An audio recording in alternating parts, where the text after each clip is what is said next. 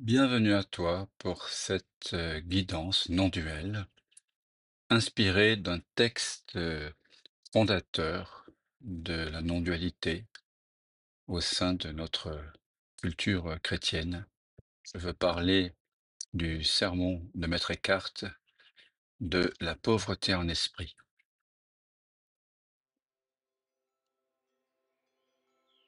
En effet, il commente un texte des évangiles où Jésus dit que seuls les pauvres entreront au paradis.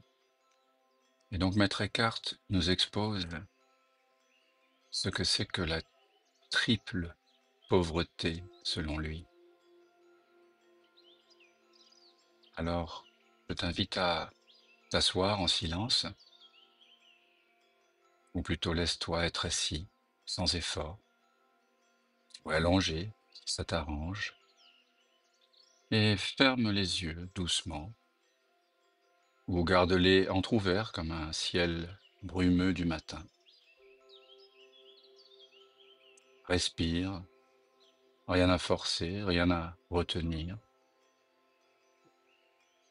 Il n'y a personne qui respire. Ça respire. Et toi, tu es là, déjà, présent. Et tu laisses les pensées vagabonder à leur guise, comme des feuilles dans l'eau. Tu n'es pas ce courant, tu es l'eau même, claire, transparente, sans tension. Aujourd'hui, nous entrons dans un espace subtil, celui de la pauvreté en esprit. Non pas un manque, mais une liberté, un espace nu, un feu brûlant sans forme. Maître Eckhart nous y invite par trois portes dans son sermon. Celle qui ne veut rien, celle qui ne sait rien, celle qui ne possède rien. Et nous les traverserons une à une. La première porte, c'est ne rien vouloir. Tant que l'homme veut accomplir la volonté de Dieu, il n'est pas pauvre. Quelle étrange parole. Même vouloir le bien, la paix, la lumière, c'est encore vouloir. Cela nous rappelle l'adage populaire: l'enfer est pavé de bonnes intentions. Je t'invite à être à l'écoute de toi-même maintenant. Est-ce qu'il y a une tension quelconque vers quoi que ce soit? Un désir d'atteindre, de comprendre, de réussir ta méditation? Vois-le si c'est le cas. Constate-le sans jugement et laisse cette attente se dissoudre dans la lumière de la présence.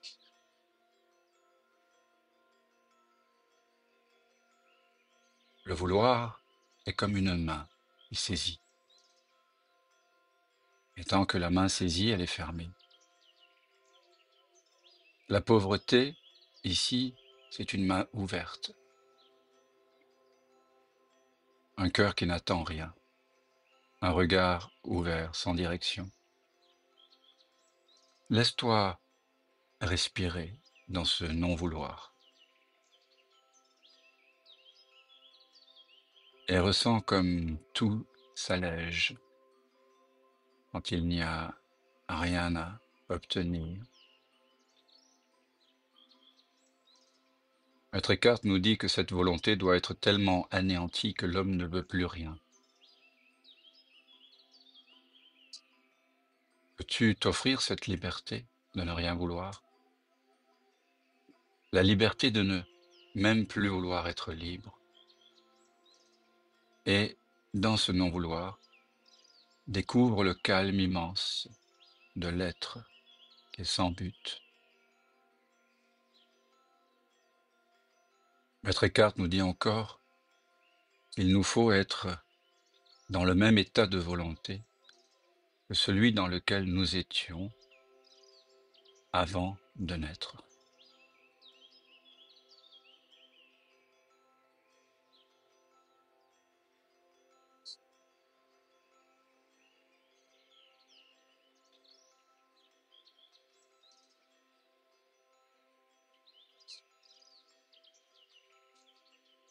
Cela me rappelle le koan le plus célèbre parmi les 1700 koans de la tradition zen. Quel est ton visage originel? Ou quel visage avais-tu avant que tes parents ne naissent? Laisse venir en toi ces pensées.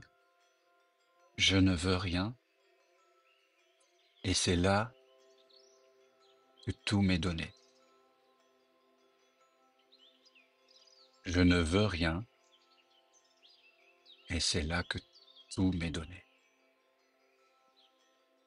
Cela me fait penser à cette phrase de l'évangile de Matthieu lorsqu'il dit « Découvre d'abord en toi le royaume », c'est-à-dire ta vraie nature. Tu ne veux rien, et tout te sera donné par surcroît. Sur le frontispice du temple d'Apollon à Delphes dans l'Antiquité, il était inscrit « Connais-toi toi-même et tu connaîtras l'univers et ses dieux ». Donc Maître Eckhart nous invite d'abord à revenir à cette vacuité, à ramener l'attention vers sa propre source.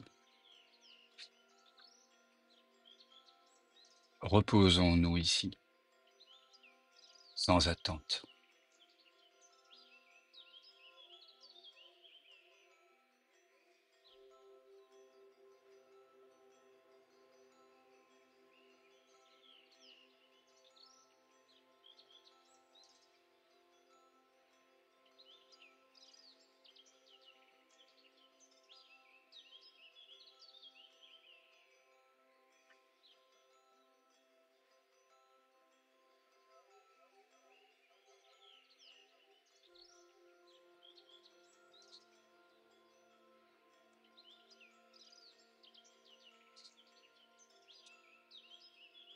La deuxième porte, c'est ne rien savoir.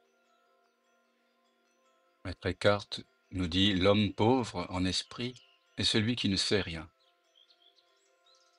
Encore un apparent paradoxe. En fait, le savoir n'est qu'un vêtement, un manteau de mots, d'idées, de concepts, de mémoire, de jugement. Peux-tu un instant poser ce manteau? Ou même encore plus directement réaliser que, au fond de toi, tu ne sais rien. Il n'y a pas lieu de chercher à comprendre, même pas vouloir saisir ce qui se passe. Tu n'as même pas besoin de savoir ce qu'est l'éveil.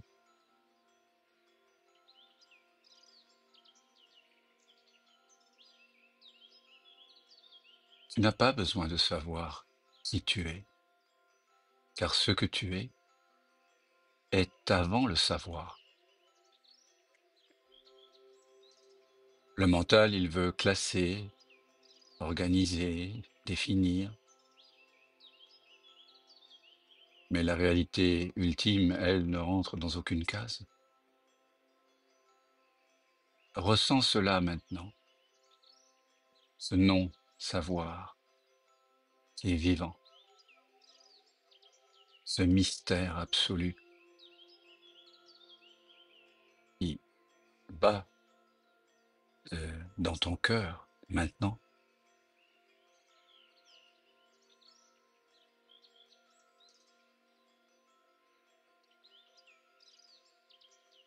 Einstein disait que l'expérience la plus belle et la plus profonde que puisse faire un homme, c'est celle du mystère. C'est l'émotion fondamentale qui se tient au berceau de l'art et de la science véritable.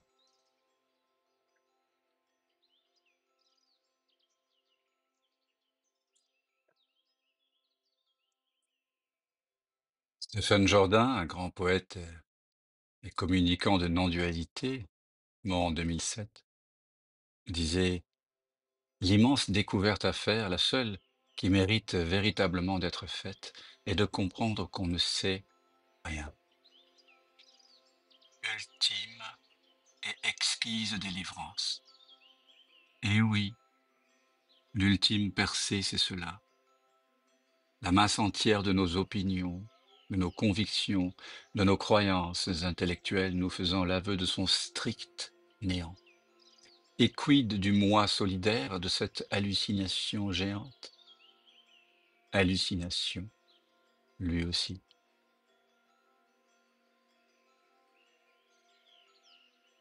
Maître Eckhart nous disait: il faut que l'homme soit aussi libre de sa connaissance que de sa volonté. Goûte l'innocence qu'il y a à ne pas savoir, comme un enfant qui regarde le ciel sans le nommer, et laisse-toi couler dans ce silence. Ici, il n'y a ni doctrine, ni concept, ni même spiritualité, juste la fraîcheur du mystère. Je ne sais rien et je suis parfaitement en paix avec cela. La conscience ne pense pas, elle voit, elle connaît, elle est, et c'est tout.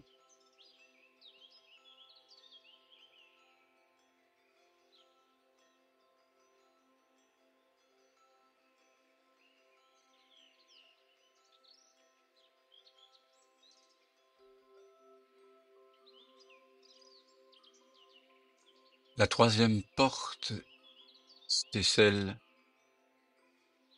de ne rien posséder. Maître Eckhart nous dit: l'homme pauvre en esprit est celui qui n'a rien. Alors il ne s'agit pas ici de vendre tes biens, de lâcher tes possessions. Il s'agit de lâcher l'identification à ce que l'on pourrait croire que l'on possède et de réaliser qu'en vérité, je ne possède rien. Tu ne possèdes rien, pas même ton corps, pas même ton nom, ton histoire, ton caractère, pas même ta respiration, pas même tes pensées. Rien n'est à toi. Et c'est une merveille, car dans ce non-attachement, dans cette dépossession sacrée, il n'y a plus rien à défendre, plus rien à protéger.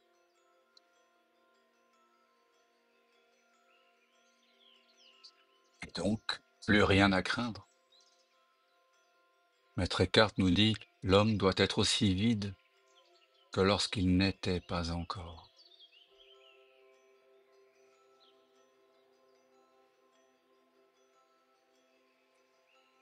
Quelle audace!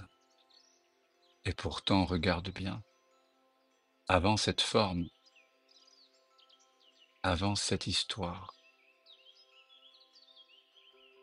il y avait déjà cette présence sans visage. Et cette présence est toujours là, ici, maintenant, indestructible.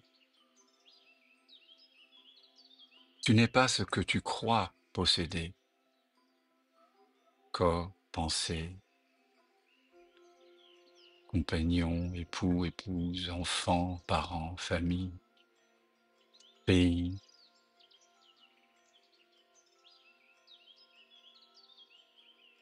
compte en banque, maison, voiture, vêtements. Tu n'es pas ce que tu crois posséder. Dès que tu crois posséder quelque chose, et ce ne sont que des choses que l'on possède,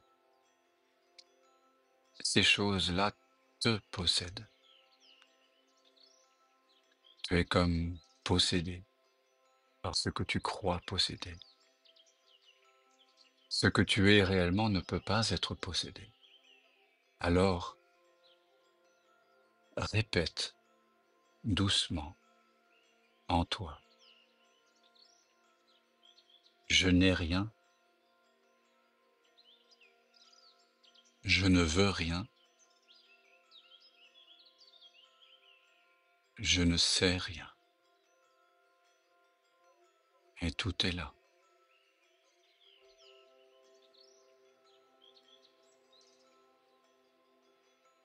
Je n'ai rien,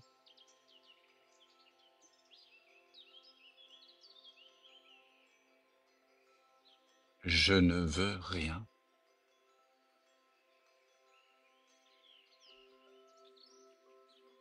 je ne sais rien.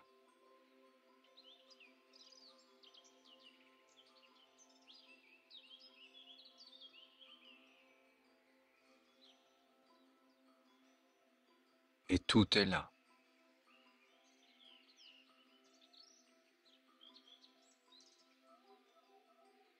Je ne possède rien, je ne veux rien,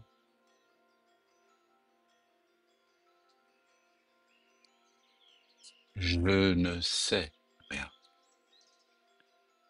Et tout est là.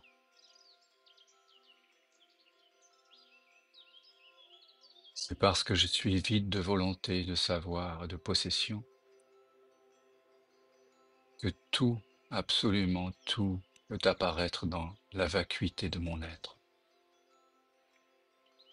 Reste simplement là, dans cette nullité, vaste et infiniment paisible. Tu es chez toi.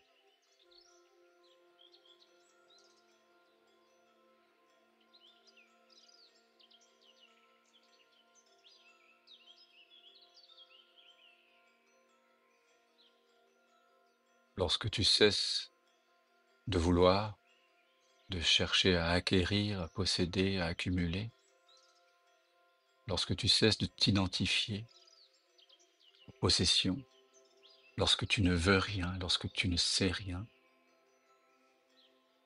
alors tu es véritablement libre.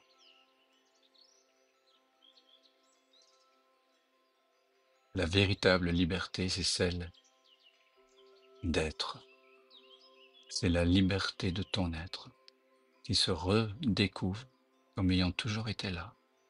Elle avait simplement été recouverte par l'idée que ta liberté dépendait de tes acquisitions, de ta volonté et de tes connaissances.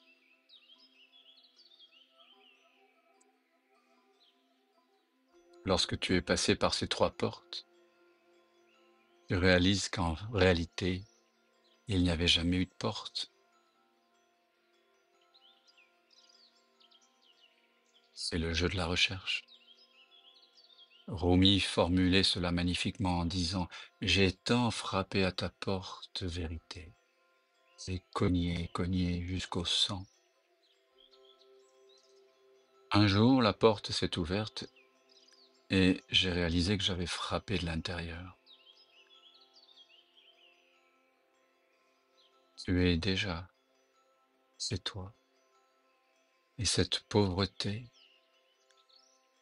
est ta richesse infinie.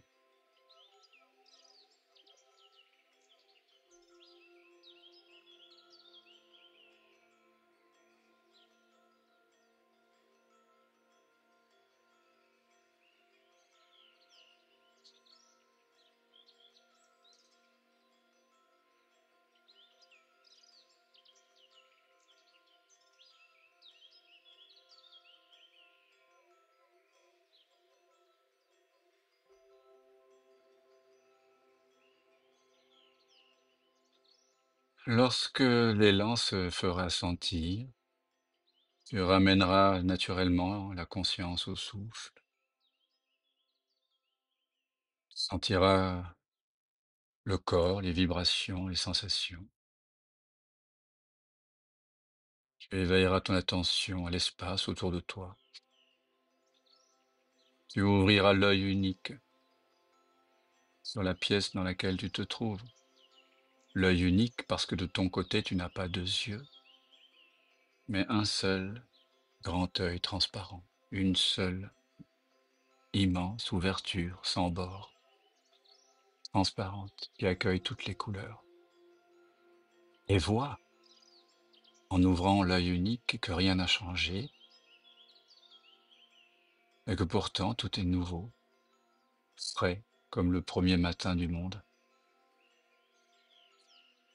Maître Eckhart, d'ailleurs, invitait à cette vision sans tête lorsqu'il écrivit l'œil, c'est-à-dire cet œil unique, hein, il ne parle pas des deux yeux, mais l'œil, c'est-à-dire cette ouverture transparente au-dessus de tes épaules, l'œil par lequel je vois Dieu et l'œil par lequel Dieu me voit sont un seul et même œil,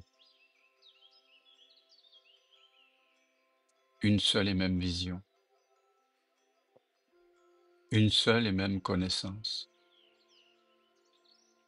un seul et même amour.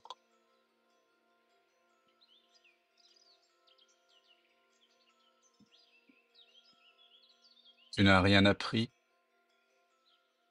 tu n'as rien conquis, mais quelque chose s'est reconnu, silencieusement.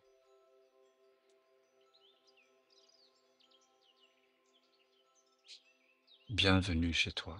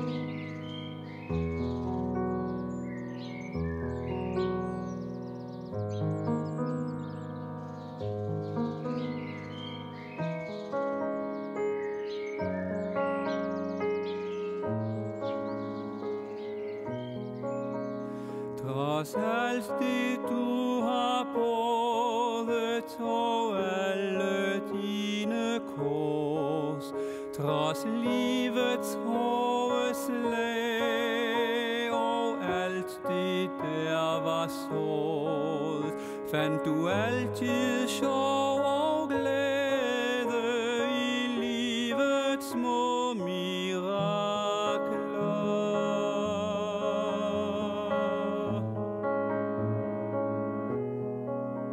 Trods ensomhedens baner og alderdommens venner, trods livets indre fængsler og de forsømte længsler, gav du altid tid og varme smil til mennesket omkring dig.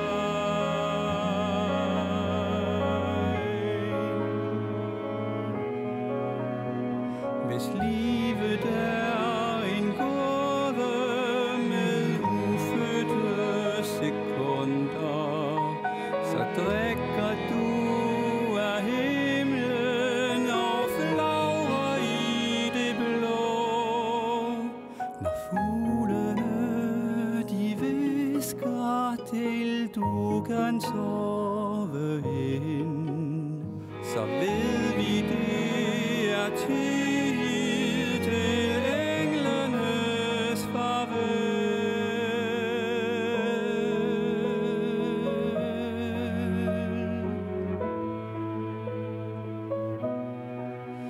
Du lærte os at klovne, du fik os til at grine. Du var så sød og kærlig, du gav altid det bedste. Du var den allerbedste